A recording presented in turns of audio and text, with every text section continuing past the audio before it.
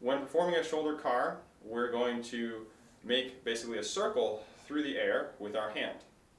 And if we trace the path of this circle, that is the representation of the physical workspace available to your shoulder, all the possible positions that your arm could be in. The car is more than just that linear circle.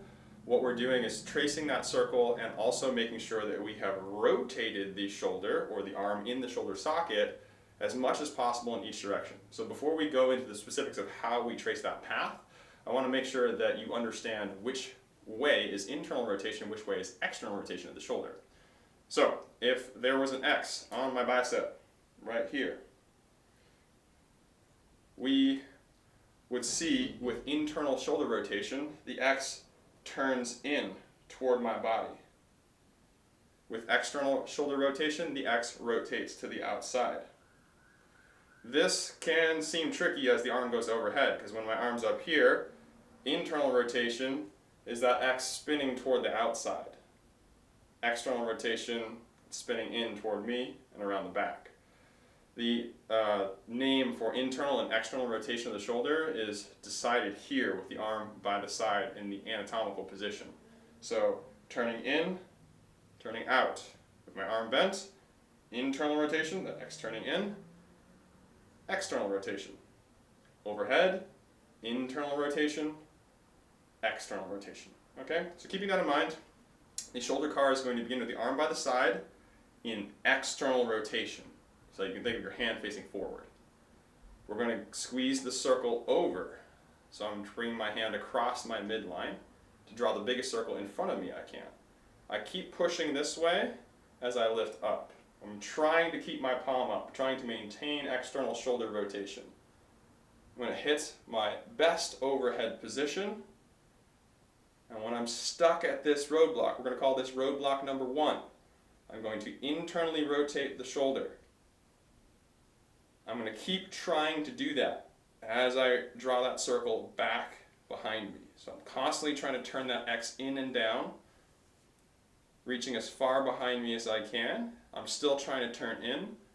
Then I'm going to find my hip with the back of my hand. At this point, we change directions. I'm going to reach back behind me, maintaining that internal rotation of the arm. When I'm stuck, this is roadblock number 2. I'm going to externally rotate, turning that bicep out. That'll get my palm to face up, my thumb to point behind me. I'm going to trace out the biggest circle I can, continuing to turn my bicep out as I come overhead, and then cross over in front, and then back to the start. Let me show you again from the side. So, my arm is externally rotated, and I bring it across my body in front. I'm going to climb up, trying to keep that external rotation. So I'm trying to keep palm facing up. I'm going to have to give up some of that rotation as I hit my best overhead position here. And notice I haven't started arching my back. I've only moved my shoulder joint. Next, turn that shoulder internally. This is hand waving to the outside. Keep turning that hand over. Keep turning over, keep turning over. I'm trying to get my palm to face up as I trace behind. And then I'm going to squeeze into my side with the palm facing out. At this point, we reverse. Reach straight back. When you're stuck at roadblock number 2, we externally rotate. Keep trying to externally rotate as you trace that path high overhead. When to rotate? We always add rotation or change rotations at the roadblocks. So when you hit roadblock 1, we're stuck, we can't go any farther behind us, we internally rotate and cut back. When we hit roadblock number 2 behind and we're stuck, we externally rotate and come forwards.